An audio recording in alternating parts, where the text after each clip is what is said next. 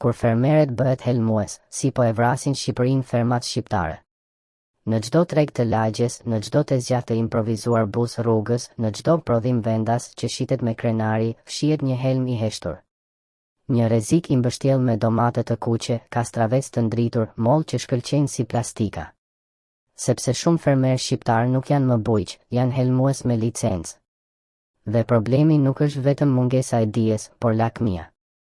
Në përpjekje për të pasuruar sa më shpejt, për të shtuar rendimentin, për të bërë pamjen të duket sa më perfekte për tregun, ata përdorin pesticide të ndaluara, plera toksike, substanca që Europa i ka përjashtuar me ligj sepse vrasin.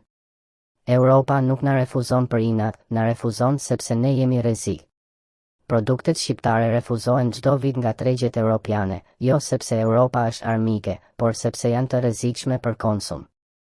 Janë plot me mbetje kimike që kalojnë çdo normë të lejuar. Dhe kjo nuk është thjesht dëm ekonomik, është dënim me vdekje për konsumatorin vendas. Në Shqipëri, asnjë institucion nuk kontrollon seriozisht. Askush nuk pyet çfarë spërkatet, kur dhe me çfarë. Dhe fermerët e dinë këtë. E shfrytëzojnë këtë.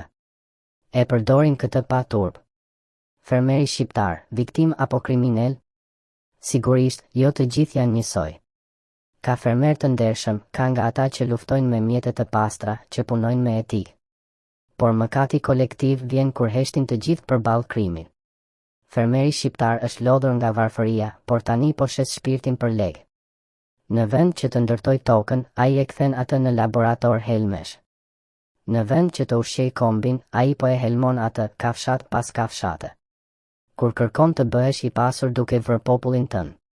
Ky nuk është më biznes, është krim kundër shëndetit publik.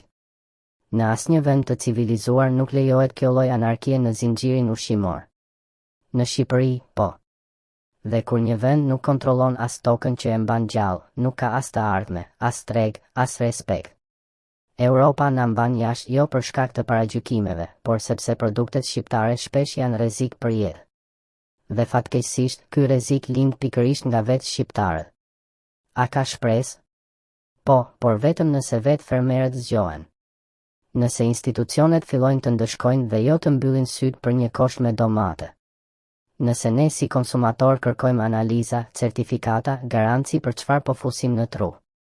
Sepse nëse nuk e bëjmë tani, herët avon, do ham helmin që kemi mbjell vetë.